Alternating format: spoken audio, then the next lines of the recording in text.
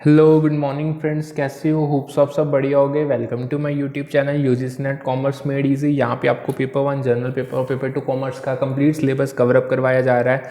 दिसंबर 23 के लिए already free batch चल रहा है, जिसमें आपको यूनिट 1 से लेकर 10 तक दोनों पेपर्स का कंप्लीट सिलेबस कवर अप करवाया जा रहा है। पीडीएफ नोट्स कंप्लीट सिलेबस की इंग्लिश और हिंदी लैंग्वेज में फ्री ऑफ कॉस्ट अवेलेबल है। प्रीवियस ईयर क्वेश्चन साथ के साथ करवाई जा रही हैं।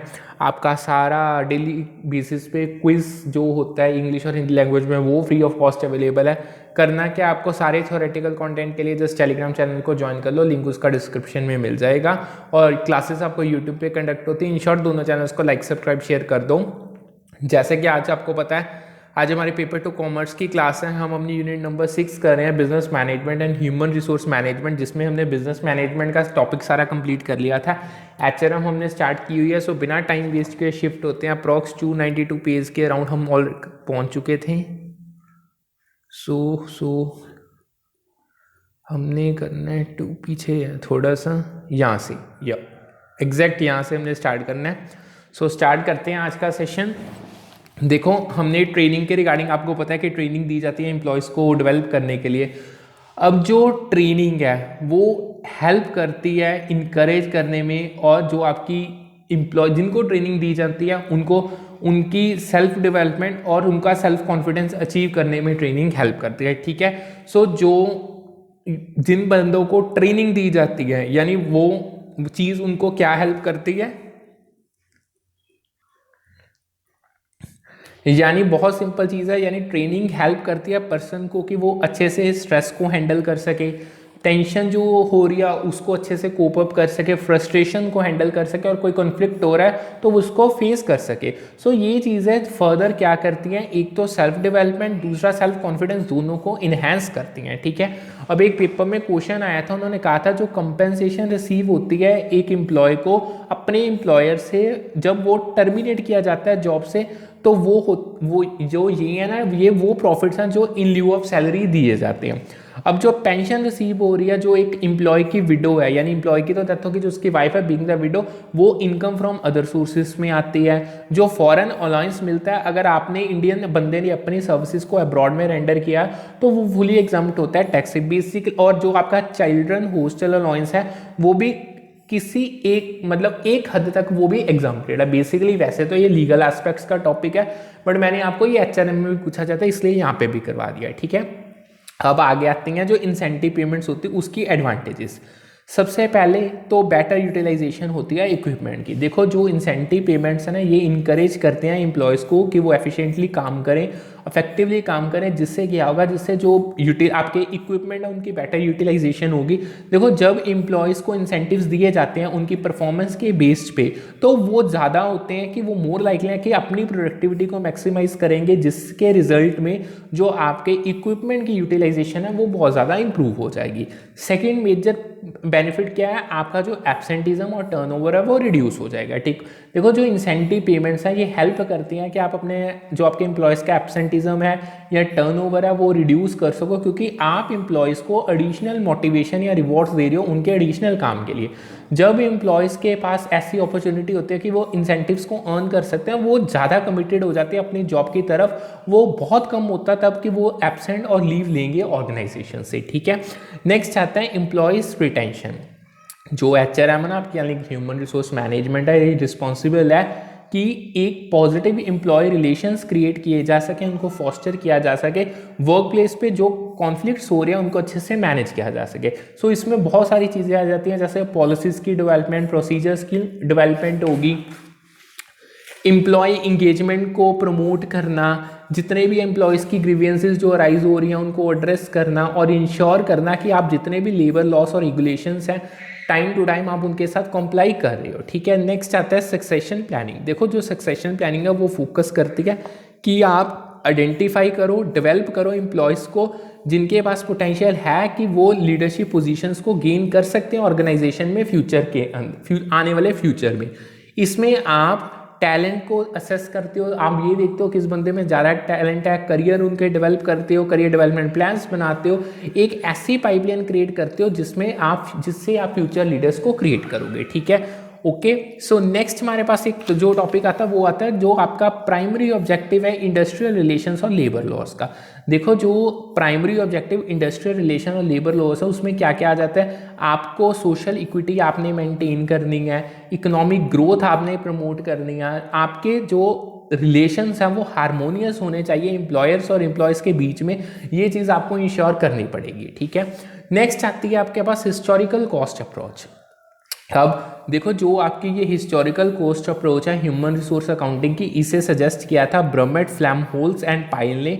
अब जो ये अप्रोच है ये एम्प्लॉयज़ को एज अ एसेट ट्रीट करती है और उनकी वैल्यू को मेजर करती है बेस्ड ऑन हिस्टोरिकल कॉस्ट। यानी जो इसका मेजर फोकस है कि जो आप कॉस्ट इनकर कर रहे हो एम्प्लॉयज़ को रिक्रूट करने के लिए, ट्रेन करने के लिए, डेवलप करने के लिए और रिटेन करने के लिए ओवर देयर टेन्योर, उसको आपको काउंट करना पड़ेगा, ठीक है। अगर हम हिस्टोरिकल कॉस्ट अप्रोच की बात करें तो इसके अंदर जो आपके ह्यूमन रिसोर्सेज की वैल्यू है वो डिटरमाइन की जाती है उनकी हिस्टोरिकल कॉस्ट जो उनके साथ एसोसिएटेड है, लाइक जो उनकी हायरिंग, ट्रेनिंग या डेवलपिंग की कॉस्ट है उनको कैलकुलेट करके।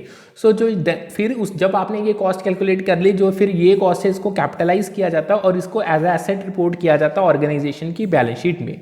देखो जैसे ओवर द टाइम जो एम्प्लॉयर वो कंट्रीब्यूट करता रहेगा ऑर्गेनाइजेशन के में, उसके काम में, उसकी परफॉर्मेंस के थ्रू वो एक्सपीरियंस गेन करता रहेगा, तो सो ये वैल्यू है ये बिलीव की जाती है कि अप्रिशिएट होगी, ठीक है। अब नेक्स्ट आता है वैल्यूइंग, एक टॉपिक था वैल्यूइंग ह्यूमन एसेट्स अमोर्टाइजेशन।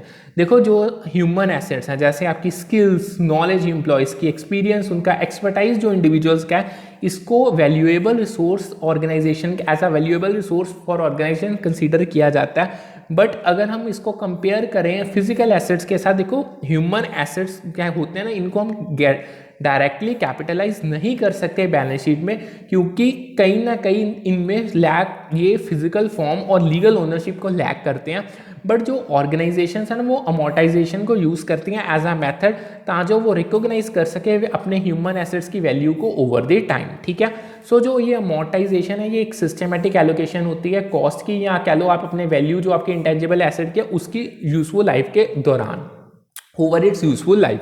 सो अगर किसी केस में जो यानी जो आपके ह्यूमन एसेट्स जो उनकी वैल्यू है उनको टिपिकली डिटरमाइन किया जाता है जो कॉस्ट उनकी एसोसिएटेड है, जब जितनी ऑर्गेनाइजेशन कॉस्ट इनकर करते हैं उनको एक्वायर करने में, डेवलप करने के लिए, यानी बीइंग जितनी भी आपकी एक्वायरिंग और डेवलपिंग कॉस्ट है ह्यूमन एसेट्स की, जैसे recruitment, training, professional development expenses, ये सब कुछ अकाउंट किया जाता है, ठीक है।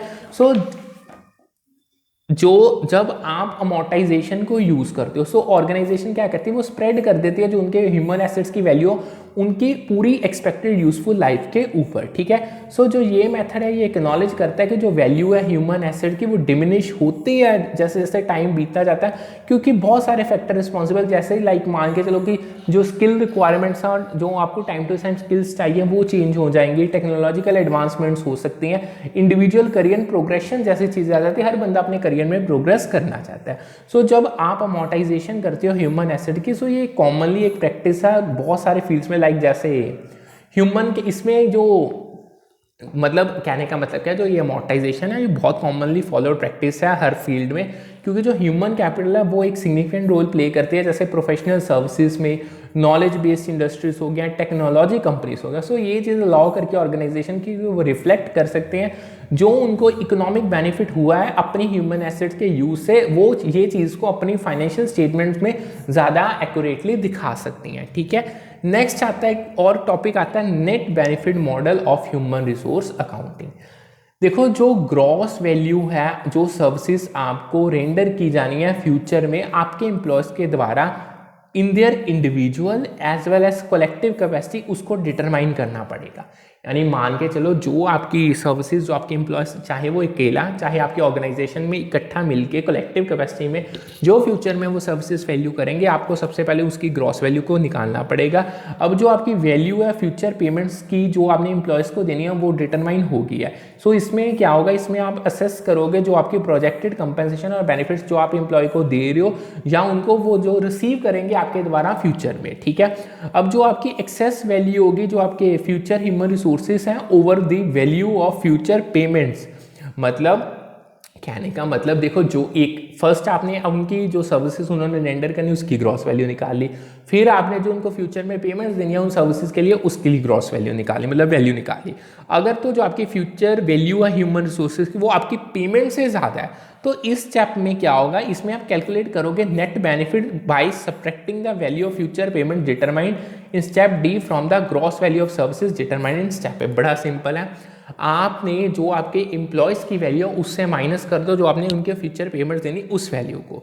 सो जो ये प्रेजेंट वैल्यू है नेट बेनिफिट की, इसको डिटरमाइन किया जाता है एक pre determined rate, discount rate को अप्लाई करके।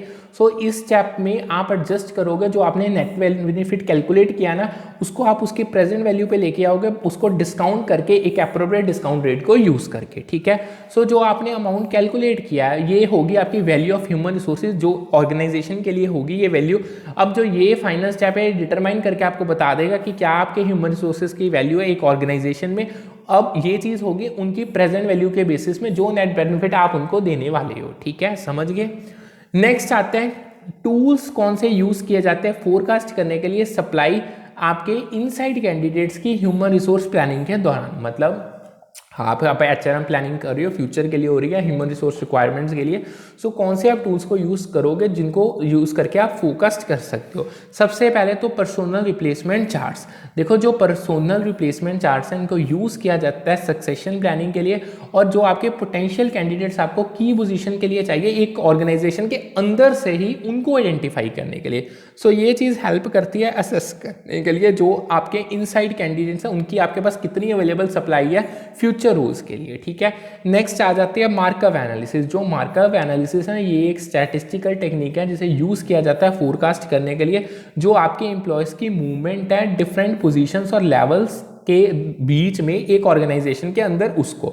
सो ये चीज़ हेल्प करती है, हम एस्टिमेट कर सकते हैं फ्यूचर सप्लाई अपने इनसाइड कैंडिडेट्स की स्पेसिफिक रोल्स के लिए, ठीक है। आगे चलते हैं, आगे आते हैं एक और इम्पॉर्टेंट चीज, commonly used for casting personnel needs और लेबर डिमांड। देखो कौन से कॉमनली यूज्ड मेथड्स हैं। सबसे पहले तो आते हैं ट्रेंड एनालिसिस।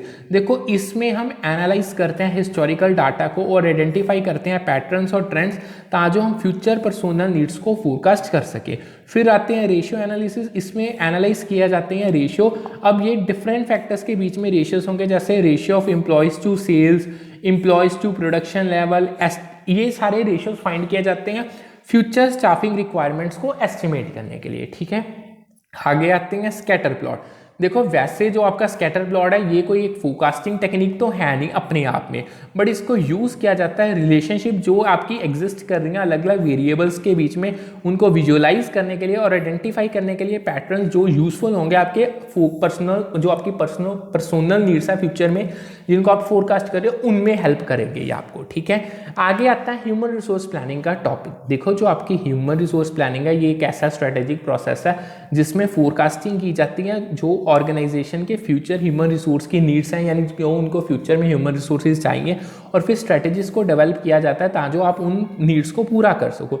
इसमें आप असेस करोगे आपका करंट वर्कफोर्स क्या है, आप अपने जो आपके वर्कफोर्स गैप्स एग्जिस्ट करें उनको एनालाइज करोगे, फिर स्ट्रेटेजीज को इंप्लीमेंट करोगे ताकि आप इन एड्रेस करके इनको पूरा कर सको। So human resource planning ensure करती है कि जो ऑर्गेनाइजेशन है उसके पास सही बंदा सही स्किल्स के साथ सही टाइम में अवेलेबल हो, तभी वो अपने गोल्स को एफिशिएंटली अचीव कर पाएंगे, ठीक है। नेक्स्ट आता है रिक्रूटमेंट एंड सिलेक्शन। देखो जो रिक्रूटमेंट और सिलेक्शन है इसमें आप अट्रैक्ट करते हो और क्वालिफाइड कैंडिडेट्स को सिलेक्ट करते हो जॉब वैकेंसीज जो आपके ऑर्गेनाइजेशन के अंदर है उनके लिए। इसमें वो सारी एक्टिविटीज आ जाती हैं जैसे job analysis, job posting, screening, resumes, conductive interviews, hiring decision, सब कुछ इसमें आ जाता है। इसका जो मेन गोल यही है कि आपने आइडेंटिफाई करना और कैंडिडेट्स को हायर करना जिनके पास नेसेसरी स्किल्स हैं, क्वालिफिकेशंस हैं और वो कल्चरल फिट हैं ऑर्गेनाइजेशन के लिए, यानी हर पक्ष में उनका मतलब ऑर्गेनाइजेशन में वो फिट हो रहे हैं, ठीक है। नेक्स्ट आता है ट्रेनिंग एंड डेवलपमेंट। अब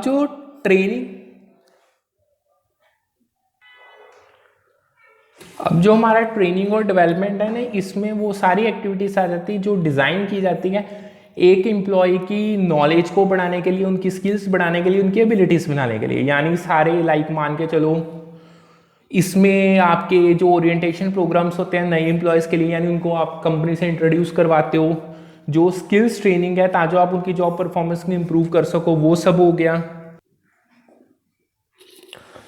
और जो आपके लीडरशिप डेवलपमेंट प्रोग्राम्स हैं वो आ जाते हैं कि आपने जो आपके किस तरीके से आपने अपने फ्यूचर लीडर्स को तैयार करना है। कंटिन्यूस लर्निंग इनिशिएटिव्स आ जाते हैं। ये सारी चीज़ें एम्प्लॉय की ग्रोथ और करियर एडवांसमेंट में हेल्प करती हैं, ठीक है।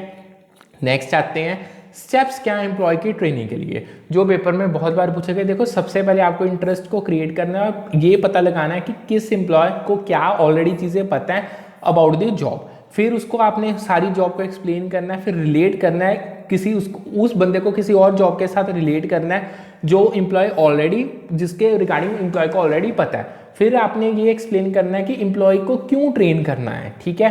फिर आपको वो ट्रेनी या एम्प्लॉय को उस नॉर्मल वर्किंग पोजीशन के जितना नज़दीक हो गया लेके जाना है और एट द एंड आपने फैमिलराइज करना है एम्प्लॉय को विद इक्विपमेंट, मटेरियल्स, टूल्स और ट्रेड की जो टर्म्स रहने वाली है, ठीक है। अब नेक्स्ट एक और क्वेश्चन आया था, उन्होंने क्या कहा था, ध्यान से सुनो। जो इंडक्शन है ये एक ऐसा फॉर्मल प्रोसेस है जिसमें आप इंट्रोड्यूस करते हो न्यू एम्प्लॉयज़ को ऑर्गेनाइजेशन से और उनको नेसेसरी इंफॉर्मेशन और ओरिएंटेशन प्रोवाइड करते हो, ठीक है। यानी इसका एम यही है कि आप इंश्योर कर पाओ इफेक्टिव इंटीग्रेशन स्टाफ की ऑर्गेनाइजेशन के बीच और उसके अराउंड, ताकि दोनों को म्यूचुअल बेनिफिट हो पाए, ठीक है। अब आगे आता है डिफरेंस बिटवीन इनकल्ट्रेशन और एक्कल्ट्रेशन, जो एक क्रॉस कल्चर ट्रेनिंग का पार्ट है। ये बड़ी इंपॉर्टेंट टर्म्स आपने सुनी भी पहली बार ही होंगी। देखो जो एनकल्ट्रेशन ई से स्टार्ट होता है, ये एक एंथ्रोपोलॉजिकल टर्म है जिसको यूज किया जाता है सोशलाइजेशन के लिए, लाइक एक्कल्ट्रेशन। अब ये स्टेटमेंट इसके ना रिगार्डिंग डिफरेंसेस के रिगार्डिंग स्टेटमेंट्स थी, वो जज करें जो पेपर में पूछेंगे। देखो जो ये स्टेटमेंट थी ये करेक्ट थी। जो एनकल्ट्रेशन और एक्कल्ट्रेशन है ये दोनों ऐसी टर्म्स हैं जिनको एंथ्रोपोलॉजी में यूज किया जाता है। इन दोनों का मतलब ये है कि ये ऐसा प्रोसेस है लर्निंग का और कल्चर को एक्वायर करने का, चाहे वो खुद कर लो चाहे किसी और की तरफ से कर लो। दूसरा जो दोनों टर्म्स हैं एनकल्ट्रेशन एंड एक्कल्ट्रेशन, ये प्रोसेस है लर्निंग का थ्रू सोशल इंटरेक्शन। ये भी स्टेटमेंट बिल्कुल करेक्ट थी। यानी जो आपकी एनकल्ट्रेशन और एक्कल्ट्रेशन है इसमें लर्निंग और कल्चर को एक्वायर करना आता है। अब ये कैसे करोगे आप? Through social interaction with others, ठीक है। एनकल्ट्रेशन का मतलब है प्रोसेस ऑफ लर्निंग। अब लर्न क्या करना है? आपने अपना कल्चर। और एक्कल्ट्रेशन का मतलब है process of learning host culture norms, यानी जहां पे आप काम कर रहे हो उसके कल्चर नॉर्म्स क्या है, ठीक है। ये भी स्टेटमेंट सो करेक्ट थी। सो इनकल्ट्रेशन है ये ऐसा प्रोसेस है जिसमें आप एक्वायर करते हो अपने कल्चर को। और जो आपका एक्कल्ट्रेशन है ये वो प्रोसेस है जिसमें आप एक्वायर करते हो कल्चर नॉर्म्स को और प्रैक्टिसेस को। अब ये कल्चर नॉर्म्स और प्रैक्टिसेस कोई अलग कल्चर के होंगे, पर्टिकुलरली ये आपका होस्ट कल्चर होता है, यानी जो जहाँ पे आप काम कर रहे हो वहाँ का कल्चर होगा। ये कल्चरल क्रॉस कल्चर ट्रेनिंग के कॉन्टेक्स्ट में चीज़ें यूज होती हैं, ठीक है। नेक्स्ट आता है जो केस स्टडी है, ये सबसे suitable method being a training method सबसे सूटेबल है अगर आपने प्रॉब्लम सॉल्विंग स्किल्स को डेवलप करना है, ठीक है। देखो जो प्रॉब्लम सॉल्विंग स्किल्स होते हैं इसमें आपकी एबिलिटी आ जाती है कि आप कॉम्प्लेक्स सिचुएशंस को कैसे एनालाइज करते हो, किस तरीके से प्रॉब्लम्स को आइडेंटिफाई करते हो, अल्टरनेट सोल्यूशंस को जनरेट करते हो और इफेक्टिव डिसीजंस लेते हो। सो जो केस स्टडीज है ना ये आपको एक स्ट्रक्चर्ड और प्रैक्टिकल अप्रोच प्रोवाइड करती हैं ताकि आप इन स्किल्स को डेवलप कर पाओ। अब ये स्किल्स कैसे डेवलप होंगे? आपको प्रेजेंट किए जाएंगे रियल और हाइपोथेटिकल सिनेरियोज जिसमें आपको एनालिसिस करने पड़ेंगे और डिसीजन मेकिंग करनी पड़ेगी, ठीक है। सो केस स्टडीज जो होती हैं इसमें आपको बहुत डिटेल में इंफॉर्मेशन को एग्जामिन करना पड़ता है, जो एक रिगार्डिंग स्पेसिफिक सिचुएशन हो सकती है जिसमें आपकी बैकग्राउंड इंफॉर्मेशन आ जाएगी, डाटा होगा, अलग अलग नज़रिए से आपको उन चीज़ों को देखना पड़ेगा। जो आपके पार्टिसिपेंट्स हैं उनको इनकरेज करना पड़ेगा कि आपने इस इंफॉर्मेशन को एनालाइज करना है, की इश्यूज़ को आइडेंटिफाई करना है, प्रॉब्लम्स को आइडेंटिफाई करना है और पोटेंशियल सॉल्यूशंस जो उन प्रॉब्लम्स के हो सकते हैं उनको प्रपोज करना है, इनको इवैल्यूएट करना है। सो जो ये प्रोसेस है ये अलाउ करता है इंडिविजुअल्स को कि वो अपनी क्रिटिकल थिंकिंग को करेंगे, प्रॉब्लम एनालिसिस करेंगे और डिसीजन मेकिंग एक रियलिस्टिक कॉन्टेक्स्ट में की जाएगी। अब जो आपका केस स्टडीज का यूज है एज अ ट्रेनिंग मेथड, ये बहुत सारे एडवांटेजेस देता है प्रॉब्लम सॉल्विंग स्किल्स डेवलप करने में। उनको देखते हैं। सबसे पहले आती है रियल वर्ल्ड एप्लीकेशन। यानी जो आपकी केस स्टडी है ये आपकी रियल लाइफ सिचुएशंस को सिमुलेट करता है, चैलेंजेस आपको प्रेजेंट करता है, ये चीज़ पार्टिसिपेंट्स को अलाउ करते हैं कि वो अपनी प्रॉब्लम सॉल्विंग टेक्निक्स को, स्ट्रेटेजीज को अप्लाई कर सकते हैं प्रैक्टिकल कॉन्टेक्स्ट में। सो ये चीज़ गैप जो उनका थ्योरेटिकल नॉलेज और प्रैक्टिकल एप्लीकेशन में एग्जिस्ट कर रहा है ना, उसको ब्रिज कर देती है। सेकेंड है कॉम्प्लेक्सिटी एंड डाइवर्सिटी। देखो जो केस स्टडीज होती है ना, इसमें ऑफन कॉम्प्लेक्स और मल्टीफेसेटेड प्रॉब्लम्स आती हैं जो डिमांड करती है पार्टिसिपेंट्स के कि उनको मल्टीपल फैक्टर्स को कंसीडर करना पड़ेगा, अलग अलग नज़रिए देखने पड़ेंगे और पोटेंशियल सॉल्यूशंस प्रॉब्लम्स के फाइंड करने पड़ेंगे। सो ये चीज़ हेल्प करेगी इंडिविजुअल्स को कि वो अपनी एबिलिटी की उन्होंने किस तरीके से कॉम्प्लेक्स प्रॉब्लम्स को इफेक्टिवली हैंडल करना है और सॉल्व करना है उसको डेवलप करें। फिर आती है एक्टिव लर्निंग। देखो केस स्टडीज एक्टिव लर्निंग को प्रमोट करती हैं, वो पार्टिसिपेंट्स को इंगेज करते हैं एनालाइजिंग में, डिस्कसिंग में और डिसीजंस लेने में। अब ये होंगे सारे प्रेजेंटेड सिनेरियोज के रिगार्डिंग। सो इसमें एक्टिव पार्टिसिपेशन जब होगी वो चीज़ इन्हेंस करेगी प्रॉब्लम सॉल्विंग जो स्किल्स है उसकी रिटेंशन को और उसकी एप्लीकेशन को। नेक्स्ट आता है डिस्कशन एंड कोलैबोरेशन। देखो केस स्टडीज आपको ऐसी अपॉर्चुनिटीज प्रोवाइड करती हैं ग्रुप डिस्कशंस के लिए, जैसे कोलैबोरेशन के लिए। सो ये चीज़ पार्टिसिपेंट्स को अलाउ करेंगे कि वो अपने आइडियाज एक्सचेंज कर सकते हैं, वो डिबेट करेंगे डिफरेंट व्यू पॉइंट्स लेके, क्योंकि हर बंदे का अपना अलग पॉइंट्स होगा। सो उस पर डिबेट किए जाएंगे, वो एक दूसरे से सीखेंगे प्रॉब्लम सॉल्विंग अप्रोचेस। सो जो ये कोलैबोरेटिव इन्वायरमेंट है ये क्रिटिकल थिंकिंग, क्रिएटिविटी और एक्सप्लोरेशन, नए नए डाइवर्स सॉल्यूशंस की फॉस्टर करेगी। ठीक है, अब जो नेक्स्ट क्वेश्चन था वो था, देखो जो डोनाल्ड किर्कपैट्रिक था उसने 4 लेवल मॉडल दिया था ट्रेनिंग इवैल्यूएशन का, वो क्या था? देखो अगर तो हम डोनाल्ड किर्कपैट्रिक्स का 4 लेवल मॉडल देखें ट्रेनिंग इवैल्यूएशन का, तो उसमें 4 जो था सीक्वेंस में, अगर मैं आपको बताऊं, सबसे पहले था रिएक्शन, फिर लर्निंग, फिर बिहेवियर और एट द एंड रिजल्ट्स। यानी जो ये मॉडल था ये सजेस्ट करता था कि आपने जब ट्रेनिंग प्रोग्राम्स को इवैल्यूएट करना है तो वो करने हैं इन टर्म्स ऑफ पार्टिसिपेंट्स की रिएक्शंस क्या हैं, क्या उन्होंने उससे सीखा, क्या उनके लर्निंग आउटकम्स रहे, उन लर्निंग आउटकम्स से क्या बिहेवियर में चेंजेस आए, और एट द एंड अल्टीमेट जो रिजल्ट्स आपने अचीव करने थे वो कर पाए या नहीं कर पाए। ठीक है, नेक्स्ट हमारे पास आता है सक्सेशन प्लानिंग। देखो सक्सेशन प्लानिंग में आइडेंटिफाई किया जाता है और एम्प्लॉयज़ को डेवलप किया जाता है जिनके पास पोटेंशियल है कि वो लीडरशिप पोजीशंस को फ्यूचर में जो ऑर्गेनाइजेशन के अंदर एग्जिस्ट करेगी उनको फिल कर सकते हैं। ठीक है, यानी एम यही है कि आपने इंश्योर करना है कि स्मूथ ट्रांजिशन हो सके लीडरशिप की और आप एक कंटिन्यूटी मेंटेन कर पाओ। सक्सेशन प्लानिंग में टैलेंट असेसमेंट की जाती है, फिर जो टैलेंट आपको पता चल गया फिर आप एक करियर डेवलपमेंट प्लान्स को क्रिएट करते हो, फिर अपॉर्चुनिटीज प्रोवाइड करते हो हाई पोटेंशियल एम्प्लॉयज़ को, ताकि वो नेसेसरी स्किल्स को गेन कर सकें और एक्सपीरियंसेस को गेन कर सकें, ताकि वो फ्यूचर में लीडरशिप रोल्स को टेक ओवर कर पाए। सो अगर मैं आपको समरी में बताऊं, जो HRM में बहुत वाइटल रोल प्ले करती है ऑर्गेनाइजेशन के ह्यूमन रिसोर्सेज की मैनेजमेंट में, बीइंग अगर आपने उनको इफेक्टिवली करना है। इसमें बहुत सारे अलग अलग फंक्शंस और एक्टिविटीज आ जाते हैं, जैसे अट्रैक्ट करना, डेवलप करना, रिटेन करना टैलेंटेड इंडिविजुअल्स को। यानी जो HRM है वो कंट्रीब्यूट करती है ऑर्गेनाइजेशनल सक्सेस में और by aligning human resources with strategic objectives, employee engagement को प्रमोट करके, उनकी वेलबींग को प्रमोट करके, और ये इंश्योर करते हैं कि अवेलेबिलिटी है कैपेबल लीडर्स की फ्यूचर में। ठीक है, सो आगे बढ़ते हैं। अब जो हमारा नेक्स्ट टॉपिक है वो हम करने जा रहे हैं कंपनसेशन मैनेजमेंट, उसमें job evaluation, incentives and fringe benefits. देखो जो आपका कंपनसेशन मैनेजमेंट है ये वो प्रोसेस है जिससे आप डिज़ाइन करते हो, एडमिनिस्ट्रेट करते हो, जो आपने fair and competitive compensation system को फॉलो करना है एक ऑर्गेनाइजेशन के अंदर। इसमें आप क्या करोगे, इसमें क्या क्या चीज़ें आ जाएंगी, यानी जो आपकी जॉब्स की रियल वैल्यू आप उनको डिटरमाइन करोगे, फिर उनके लिए पे स्ट्रक्चर्स को इस्टेब्लिश करोगे, फिर इंसेंटिव्स प्रोवाइड करोगे और फ्रिंज बेनिफिट्स दोगे, ताकि जो आप अट्रैक्ट कर पाओ, मोटिवेट कर पाओ और अपने बेस्ट एम्प्लॉयज़ को रिटेन कर पाओ। इसके जो 2 की एस्पेक्ट्स हैं कंपनसेशन मैनेजमेंट के, वो हैं job evaluation and provision of incentives and fringe benefits. अब हम उनको डिटेल में करने जा रहे हैं।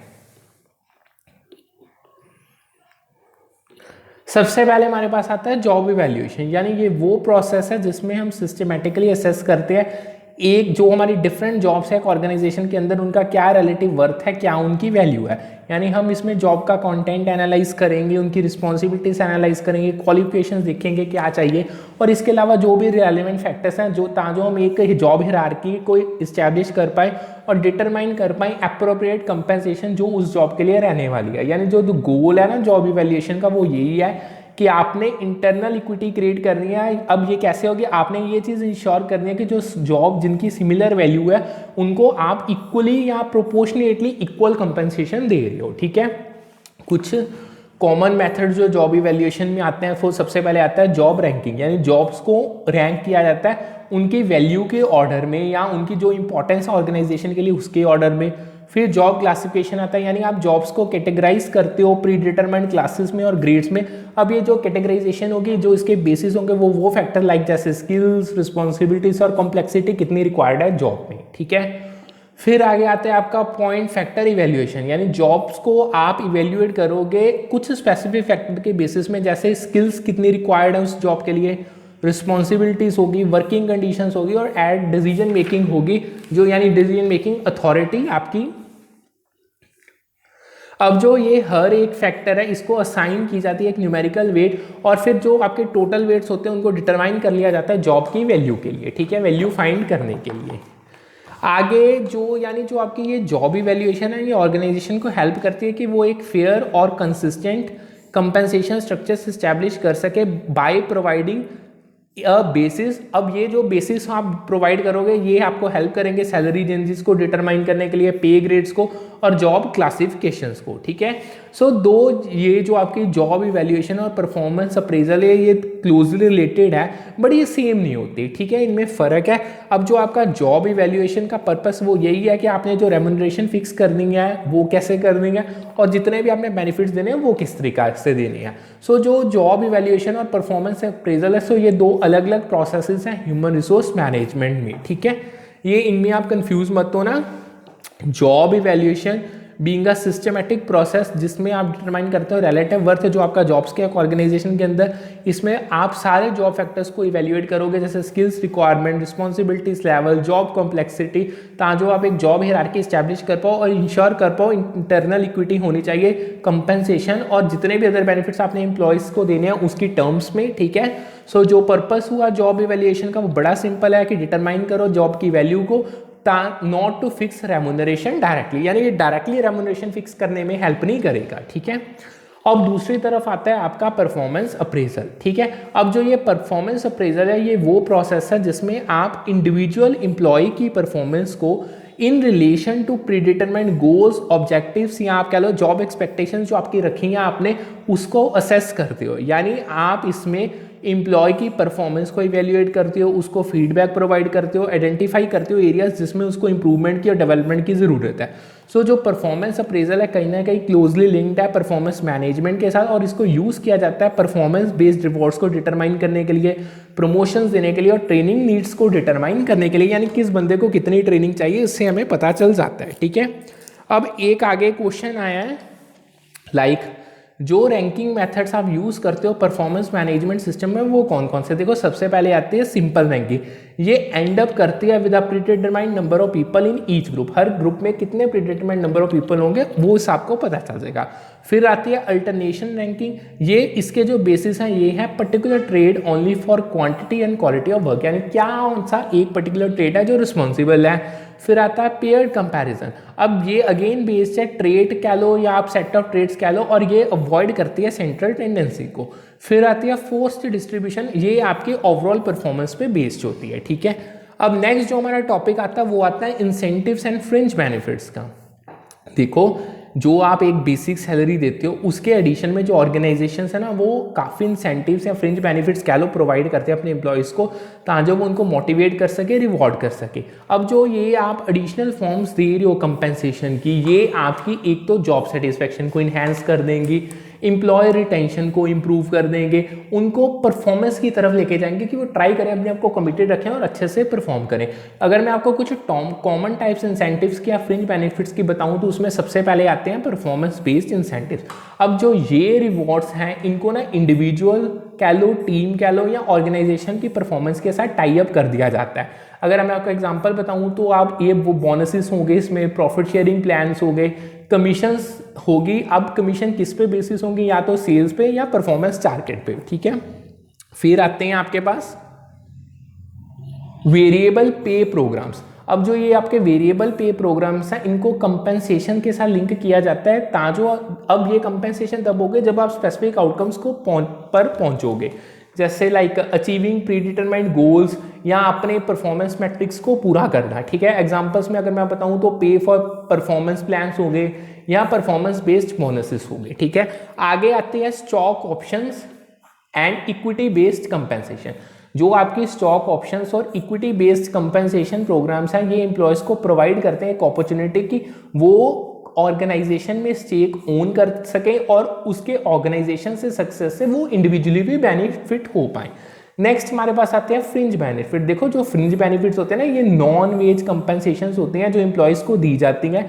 इसमें लाइक हेल्थ इंश्योरेंस देना, रिटायरमेंट प्लान्स ऑफर करना, पेड टाइम ऑफ करना, फ्लेक्सिबल वर्क अरेंजमेंट्स हो गए, असिस्टेंस प्रोग्राम एम्प्लॉयज को देना, ये अलग अलग पर्क सब कुछ इसमें आ जाता है। अब जो इसका स्पेसिफिक जो इंसेंटिव्स और फ्रिंज बेनिफिट जो ऑफर किए जाते हैं ये वेरी करते हैं, ये डिपेंड करता है ऑर्गेनाइजेशन का साइज क्या है, कौन सी इंडस्ट्री में वो काम कर रही है, ओवरऑल कंपनसेशन फिलॉसफी ऑर्गेनाइजेशन कौन सी फॉलो कर रही है। ठीक है, जो आपका अफेक्टिव कंपनसेशन मैनेजमेंट है इसमें क्या है कि ऑर्गेनाइजेशन को अगर आप ऑर्गेनाइजेशन अफेक्टिव कंपनसेशन मैनेजमेंट को अचीव करना चाहती है तो ऑर्गेनाइजेशन को बैलेंस स्ट्राइक करना पड़ेगा इंटरनल इक्विटी और एक्सटर्नल कॉम्पिटिटिवनेस के बीच में। इंटरनल इक्विटी यानी ऑर्गेनाइजेशन के अंदर पूरी फेयरनेस होनी चाहिए, एक्सटर्नल कॉम्पिटिटिवनेस मतलब आपको कॉम्पिटिटिव भी रहना है जॉब मार्केट में। ठीक है, सो आपको रेगुलरली रिव्यू करना है, अपडेट करना है अपने कंपनसेशन स्ट्रक्चर, मार्केट रिसर्च को कंडक्ट करना है ताकि आप कॉम्पिटिटिवनेस को इंश्योर कर पाओ।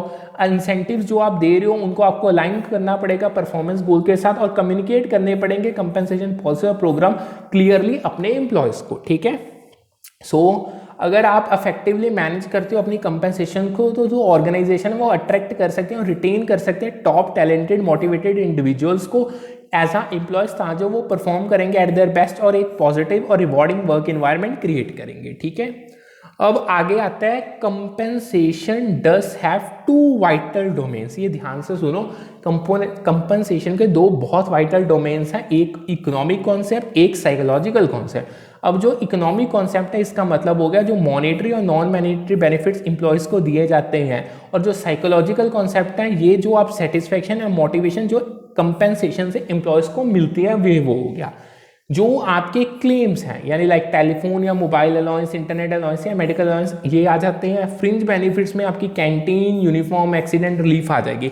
ये एग्जांपल्स हैं जो पेपर में रिलेट करके पूछी जाती हैं। ठीक है, पर रिक्वेस्ट साइट्स में आप कंपनी ने कार दे दी, club membership, paid holidays, furnished house वगैरह सब कुछ आ जाते हैं। ठीक है, नेक्स्ट हमारा जो टॉपिक आता है वो आता है परफॉर्मेंस अप्रेजल का, इंक्लूडिंग 360 डिग्री परफॉर्मेंस अप्रेजल। देखो जो परफॉर्मेंस अप्रेजल है ये एक सिस्टमेटिक इवैल्यूएशन है, असेसमेंट है एम्प्लॉय की परफॉर्मेंस की। अब आपने जो ये सिस्टमेटिकली इवैल्यूएशन करनी है या असेसमेंट करनी है ये होगी against pre determined criteria objective जो ऑर्गेनाइजेशन ने ऑलरेडी डिसाइड ऑन किए हुए हैं। ये चीज़ फीडबैक प्रोवाइड करती है एम्प्लॉयज़ के रिगार्डिंग, यानी हम फीडबैक ऑर्गेनाइजेशन एम्प्लॉयज़ को फीडबैक देती है कि उनकी जॉब परफॉर्मेंस कैसी थी, आइडेंटिफाई करती है एरियाज जिनमें एम्प्लॉयज़ को इंप्रूवमेंट चाहिए और ये एज अ बेसिस सर्व करती है डिसीजंस लेने के लिए। अब ये decisions regarding rewards, promotions, training and development opportunities होंगे। सो जो एक अप्रोच परफॉर्मेंस अप्रेजल की जो सबसे इंपॉर्टेंट जो पेपर में सबसे बार पूछी गई वो आती है 360 डिग्री परफॉर्मेंस अप्रेजल। अब ये जो 360 डिग्री परफॉर्मेंस अप्रेजल ये फीडबैक प्रोवाइड करता है मल्टीपल सोर्सेज से। ठीक है, सो अब हम इनको सारी चीज़ों को डिटेल में करने जा रहे हैं। सबसे पहले हम करेंगे परफॉर्मेंस अप्रेजल को। देखो परफॉर्मेंस अप्रेजल में टिपिकली जो मैं अब स्टेप्स आपको बताने जा रहा हूँ वो आते हैं। सबसे पहले आता है आपको परफॉर्मेंस गोल्स को सेट करना है, यानी क्लियर और स्पेसिफिक परफॉर्मेंस गोल्स को इस्टेब्लिश किया जाता है हर एक एम्प्लॉय के लिए जो ऑर्गेनाइजेशन के ऑब्जेक्टिव्स के साथ अलाइंड होंगे। सो ये जो गोल्स हैं ये एक बेसिस प्रोवाइड कर देते हैं आपको परफॉर्मेंस को इवेल्युएट करने में। ठीक है, फिर सेकंड आता है आपको परफॉर्मेंस को मॉनिटर करना है, यानी जो आपके सुपरवाइजर्स और मैनेजर्स हैं ना वो आपको ऑब्जर्व करेंगे, हर एक एम्प्लॉय की परफॉर्मेंस को मॉनिटर करेंगे थ्रू अप्रेजल पीरियड। फिर वो उनको रिटर्न में डॉक्यूमेंट कर देंगे जो उनके अचीवमेंट्स हैं, कौन से एरियाज उनके इंप्रूवमेंट किया और जो इश्यूज और चैलेंजेस उन्होंने फेस किए हैं एम्प्लॉय ने। ठीक है, फिर इवेल्युएशन और फीडबैक की जाएगी। जब एट द एंड जब आपका अप्रेजल पीरियड खत्म होगा फिर फॉर्मल इवेल्युएशन की जाएगी। जो एम्प्लॉय की परफॉर्मेंस जो असेस की गई है against pre determined goals and criteria वो सब कुछ देखा जाएगा। फीडबैक प्रोवाइड की जाएगी एम्प्लॉय को, उनकी स्ट्रेंथ्स बताई जाएंगी, एरियाज फॉर इंप्रूवमेंट बताए जाएंगे, जो उनकी पोटेंशियल डेवलपमेंट अपॉर्चुनिटीज हैं उनको क्लियरली बता दी जाएंगी। परफॉर्मेंस रिव्यू डिस्कशन, एक फेस टू फेस मीटिंग की जाएगी एम्प्लॉय और सुपरवाइजर के द्वारा आपस में, जिसमें वो डिस्कस करेंगे अपने अप्रेजल रिजल्ट्स। सो जो ये डिस्कशन होगी ये अलाउ करेगी क्लैरिफिकेशन के लिए, फर्दर फीडबैक के लिए, और एक अपॉर्चुनिटी प्रोवाइड करेगी ताकि जितने भी कंसर्न्स हैं उनको एड्रेस किया जा सके। ठीक है, फिर development and action plan, last chapter. देखो जो आपने अप्रेजल रिजल्ट्स हैं उसके बेसिस पे आप डेवलपमेंट प्लान्स क्रिएट करोगे जो आपके एम्प्लॉय की स्किल्स को इन्हेंस करेंगे। जितने भी परफॉर्मेंस गैप्स हैं उनको पूरा किया जाएगा, उनको एड्रेस किया जाएगा। यानी जो आपके परफॉर्मेंस इंप्रूवमेंट गोल्स और एक्शन स्टेप्स हैं वो इस्टेब्लिश किए जाएंगे अपकमिंग पीरियड, यानी जो आने वाला पीरियड है उसके लिए। ठीक है, अब एक लाइन सुनो ध्यान में, देखो helping to meet legal requirement, यानी अगर आप हेल्प करते हो लीगल रिक्वायरमेंट्स को मीट करने के लिए, ये एप्लीकेशन है परफॉर्मेंस असेसमेंट की जो सर्व करती है डॉक्यूमेंटेशन पर्पस को। यानी अब ये जो डॉक्यूमेंट पर्पस हैं इसमें आप रिकॉर्ड्स को मेंटेन करते हो, एविडेंस को मेंटेन करते हो एम्प्लॉय परफॉर्मेंस के लिए रिगार्डिंग फॉर लीगल और कॉम्प्लायंस पर्पस। ठीक है, समझ गए। यानी जो अब नेक्स्ट आता है the functions of first level और front line supervisor typically include all of the. अब देखो जो आपके फर्स्ट लाइन कह लो या फ्रंट लाइन सुपरवाइजर वो सबसे पहले आते हैं, उनके जो कुछ फंक्शंस हैं उनको करने जा रही हैं। सबसे पहले वो इंडिविजुअल जॉब असाइनमेंट्स को डिटरमाइन करेंगे। ठीक है, जो फ्रंट लाइन सुपरवाइजर्स हैं वो टास्क असाइन करेंगे, रिस्पॉन्सिबिलिटीज असाइन करेंगे इंडिविजुअल एम्प्लॉयज़ को। जितनी भी आपकी ग्रीवियंसेस हैं, कॉन्फ्लिक्ट्स को रिजॉल्व, जो आपके कॉन्फ्लिक्ट्स राइज होने जो उनको रिजॉल्व करना है उनको अटेंड किया जाएगा। यानी जो सुपरवाइजर्स हैं वो एम्प्लॉय की ग्रीवियंसेस को हैंडल करेंगे, कॉन्फ्लिक्ट्स जो उनके बीच में एज अ टीम राइज हो रहे हैं उनको सॉल्व किया जाएगा। फिर वो टेक्निकल नॉलेज या गाइडेंस वर्कर्स को देंगे, यानी सुपरवाइजर के पास देखो एक्सपर्टाइज तो होगा तभी वो सुपरवाइजर है। फिर वो गाइडेंस प्रोवाइड करेंगे वर्कर्स को रिगार्डिंग देयर टास्क, जो उन्होंने टास्क को परफॉर्म करना है। फिर वो स्ट्रेटेजिक इंफॉर्मेशन सप्लाई करेंगे जो प्रोडक्शन टू मैनेजमेंट के रिगार्डिंग रिलेटेड है। यानी जो आपकी फ्रंट लाइन सुपरवाइजर्स हैं वो इंफॉर्मेशन प्रोवाइड करेंगे प्रोडक्शन प्रोसेसेस के रिगार्डिंग, परफॉर्मेंस के रिगार्डिंग, और चैलेंजेस जो हायर लेवल मैनेजमेंट को ये सारी इंफॉर्मेशन को सप्लाई की जाएगी। ठीक है, नेक्स्ट टॉपिक आता है सेल्फ रेटिंग्स का।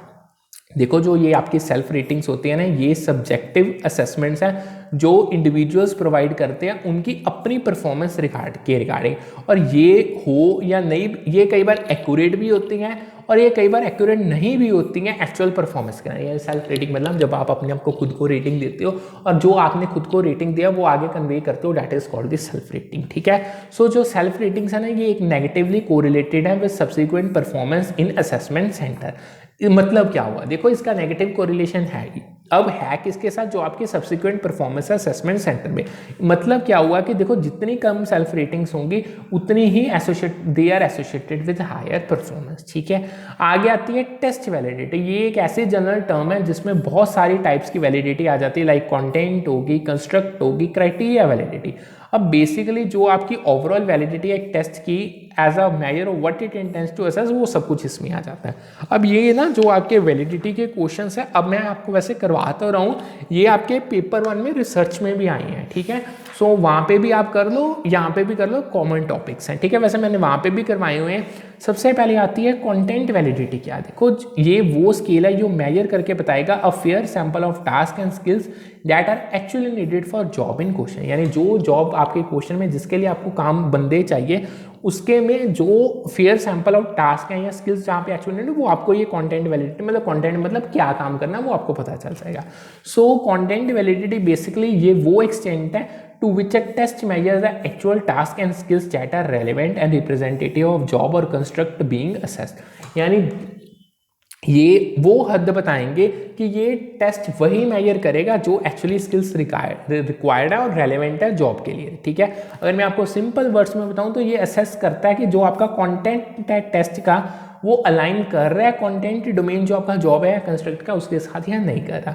देखो जब एक टेस्ट की कंटेंट वैलिडिटी है उसका मतलब ये होगा जो आइटम्स और क्वेश्चन उसमें इंक्लूडेड है वो एक्यूरेटली टेस्ट करके आपको नॉलेज बताएंगे, एबिलिटीज और स्किल्स जो उस स्पेसिफिक जॉब के लिए रिक्वायर्ड है वो एग्जैक्ट आपको या कॉन्स्ट्रक्ट जो आप इवेल्यूएट कर रहे हैं वो उसके रिगार्डिंग आपको एग्जैक्टली बताएंगे। ठीक है, जो आपका फेयर सैंपल है इन टास्क का या स्किल्स का ये इस टेस्ट में होगा, ये चीज़ इंश्योर करेगी जो टेस्ट है वो रेलेवेंट है और अप्रोप्रिएट है आपने जो डिजायर्ड क्वालिटी असेस करना है उसके लिए। ठीक है, नेक्स्ट जो आपकी कंटेंट वैल्यू है टिपिकली इसको एस्टैब्लिश किया जाता है कॉम्प्रिहेंसिव जॉब एनालिसिस के थ्रू, जहाँ पे जो आपका सब्जेक्ट मैटर एक्सपर्ट्स होते हैं वो थॉरली रिव्यू करते हैं जॉब रिक्वायरमेंट्स को और आइडेंटिफाई करते हैं क्रिटिकल टास्क को, नॉलेज एरियाज को या स्किल्स जो रिक्वायर्ड है उस जॉब के लिए।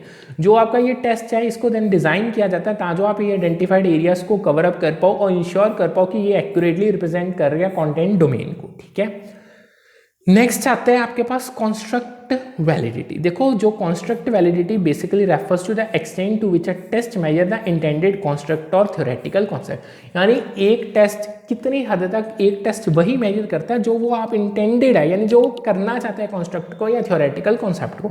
इसमें असेस किया जाता है कि वेदर जो टेस्ट है वो एक्यूरेटली कैप्चर कर रहा है जो आप चाहते हो करना कैप्चर। ठीक है, फिर आती है क्राइटेरिया वैलिडिटी, ये वो हद है जिसमें टेस्ट एक्यूरेटली प्रेडिक्ट करेगा, कोरिलेट करेगा दूसरे पर्टिकुलर क्राइटेरिया और आउटकम्स के साथ, यानी आपको ये असेस करके बताएगा कि जो आपके टेस्ट स्कोर्स आए हैं वो इफेक्टिवली प्रेडिक्ट कर पा रहे हैं आपकी परफॉर्मेंस एक स्पेसिफिक क्राइटेरिया और मेजर के रिगार्डिंग या नहीं। ठीक है, नेक्स्ट अब यहाँ पे ये था हमारे सेशन का आज का लास्ट टॉपिक, बाकी हम कल करेंगे।